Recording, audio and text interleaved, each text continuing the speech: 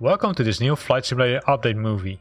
In this movie we're gonna look at this beauty, which is a new aircraft which has been released, say 2 hours back.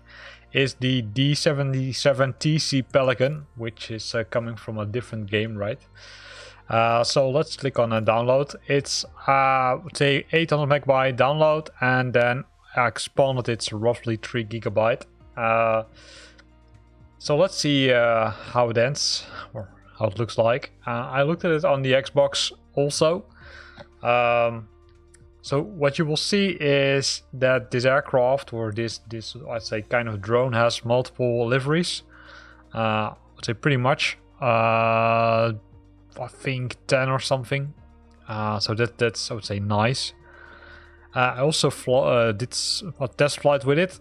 Was also cool, but on the Xbox it's always a little bit hard, right? Because the Xbox controller is, I would say, harder, because I didn't connect my Velocity 1 system to the Xbox yet, because it was still connected to the PC.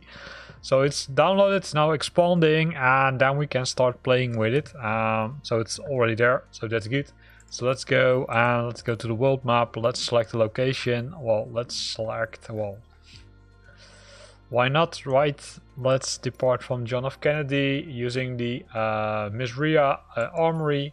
You can see it's already selected. If we go to deliveries, we can see multiple colors, right? In total, I would say 12, plus this one, which makes it 13 liveries, including, I would say, some navy colors, but also some, I'd say, nicer colors. So let's pick the orange slash yellow one, and then let's see if we can fly with it.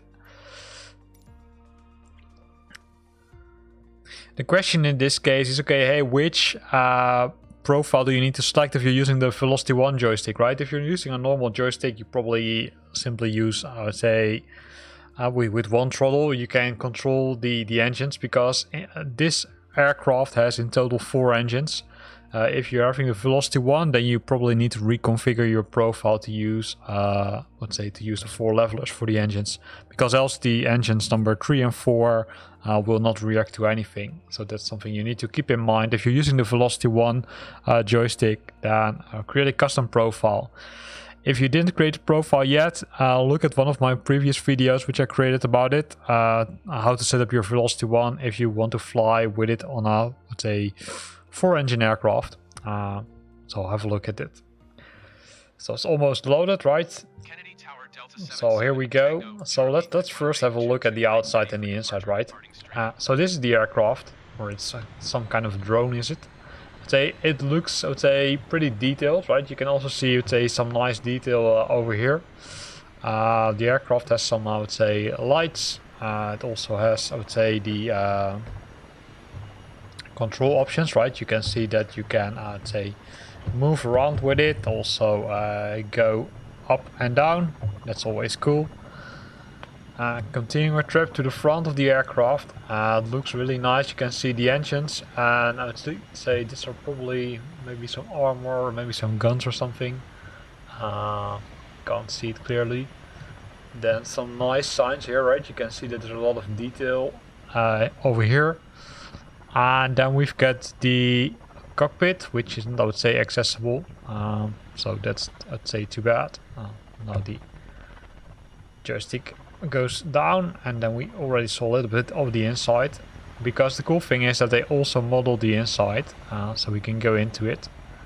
Although it's, I would say, minimal, right? We can see the part where the troopers are normally stored in the game.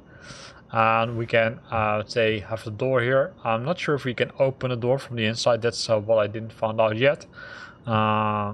If we continue, we can continue to this door, which is also, let's say, not selectable. Or yes, you can put a pin here, but it doesn't look like to do many things besides, let's say, lighting up, and then I would say no, do nothing. Well, in that case, let's go inside.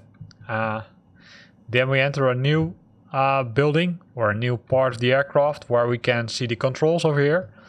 So on the right side, a lot of keyboards, but you can't do much with it. And the same thing is here, you can push the buttons, but they won't react. They will only light up. Here we've got some locker rooms, or some lockers, and then we will end up at the cockpit, and you can see that the cockpit looks, I would say, pretty nice. You can look to the roof. On the left and right side there's not much which you can use. There are some, I would say, monitors here, but there are really, I would say, yeah, again, you can't push anything. But here we've got, I would say, the interesting part, right? So let's have a look at it. So we've got 2 joysticks, right, which we can use to control the aircraft, as mentioned already, right? We can push the joysticks, goes forward, backward. That's cool. We've got the throttles over here, the throttle, and then we've got the fuel valves and the crossfeed over here, right, to, let's say, make sure that we can exchange the I would say, fuel between the tanks. Then a lot of inoperative keys, so don't be, I would say, under the impression that you can access all the keys, but a lot of them are accessible. So then we've got this nice display, and this nice display has several functions. You can switch to radar view, then you will have a view like this, and you can change the radar or the map range by using this button over here. You can go to the synthetic vision, which is kind of the horizontal, let's say, horizontal view, right, or the virtual horizon which you normally see. And you've got the cam vision. The cam vision is only accessible when you're in the air, and I will show you that once airborne. In the radar map, you can activate multiple things like the terrain map. You can enable the weather or the waypoints. You can switch on the airports, the nav aids, and the TFC. Those last 4 options can be enabled or disabled. So you've got really 2 options: the terrain option and the weather option. Those are the 2 main options, and then we've got the adjusting the map range. Then we've got a key here, which is the parking brake. This key is you can't press it, so it's not operable. And then moving to the center, where we've got a lot of, I would say, almost a numpad which you can use to push in the numbers for the radio, which is over there. You've got the panel lights which can be adjusted, and then we've got 3 inoperable buttons here. Moving to this side, we've got the autopilot piece. We've got the speed and the Mach. We've got a bank limit, the selected altitude, and the heading. And if you, I would say, move those buttons, you will see that nothing happens. I do expect that this has not been implemented yet, including the autopilot option. But let's give it a try once we're airborne. Again, here the radios, right, COM and the nav, you can switch between both of them. Currently they're off, but you can also switch them to on if you want. You can set the flight mode, and the flight mode is well, something we need to have a look at, and we can, say, raise the landing gear, which is over here.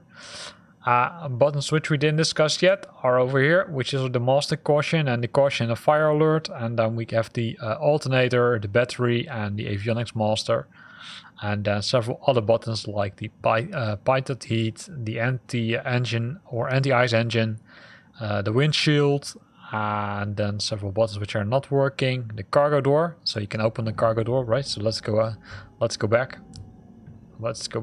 and have a look.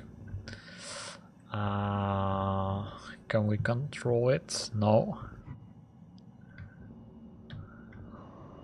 Oh, here we can see it, right? So using this option, we can see that you also can open the cargo door. So that's cool. So you can, let's close it again, right? Because we don't want to, let's say, fly open with it. And then all the other buttons are inoperative, as you can see. So hopefully they will update that in a future release. Then on the other end, we've got the same view as on the other side. We've got a lot of inoperative buttons, so everything which is shown here is not working. So don't expect that all the buttons are working, at least not yet.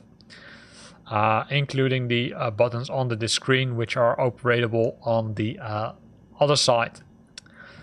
If we continue our view, we can see that there are several options to switch on the engines, which are over here, and also we've got the engine generators, engine generator 1 and 2, and then the 4 engines, as already mentioned.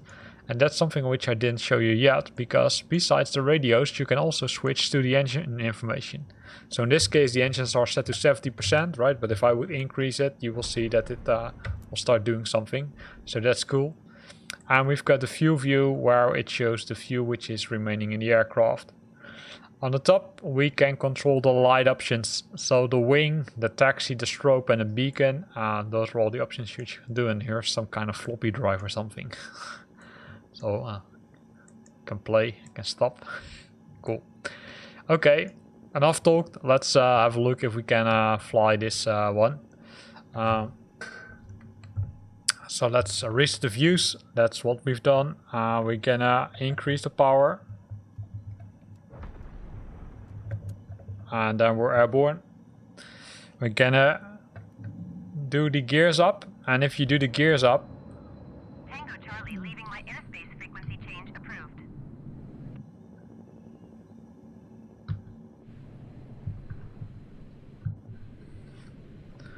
you will see a few options happening, and one of them is that you will see that the things which were, I'd say, just displayed here, so yeah, they're now over here. These are the gear, or are the gears, right? So the gears have been, I would say, have been disappeared in the bottom of the aircraft. Currently it only goes into this mode, right? So let's answer the ATC. Kennedy Tower Delta 77, Tango Charlie frequency change. So before doing anything else, let's have a look at that cam vision, because this is the cam vision, right? And the cam vision, you can adjust the cam angle by using this button, which is really cool.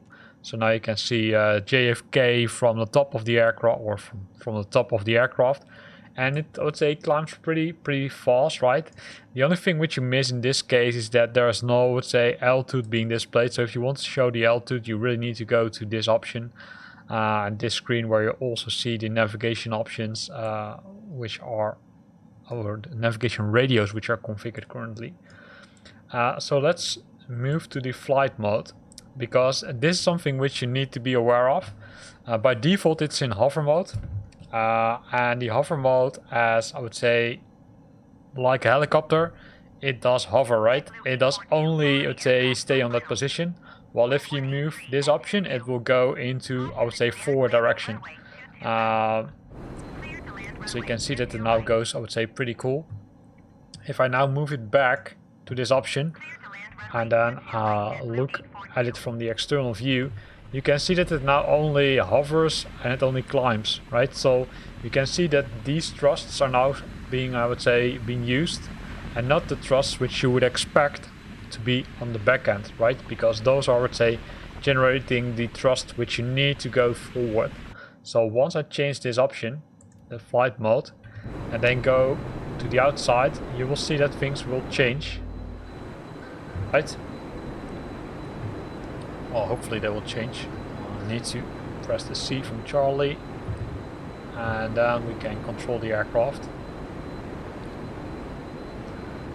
To be honest, I was also expecting that the, I would say, exhaustion comes out of these ones, so I'm not 100% sure if I'm controlling it correctly, but I do think that I do, because based on, I would say, playing with this option, it didn't went that fast, and when changing this option, it went crazy fast, right? Because we're flying 370, 80 and climbing already. So that's how you can fly this aircraft. So in this, I would say, Flight Simulator Update movie, we looked at this nice aircraft which has just been released for Flight Simulator. It's a free add-on, right? So you don't have to pay anything for it. And it's been made available by Asobo and Microsoft. It was released earlier today. So have fun with it, try to fly with it. It's, I would say, a different experience than flying with a jet or one of the other aircrafts, but it's definitely fun. Here ends this video. I hope you liked it. If you liked it, then consider to use the like button. If you got questions or comments, then feel free to post them in the comment box below. And if you want to stay up to date about new videos I'm posting, then make sure that you're subscribing to my channel. Thanks for watching and see you next time.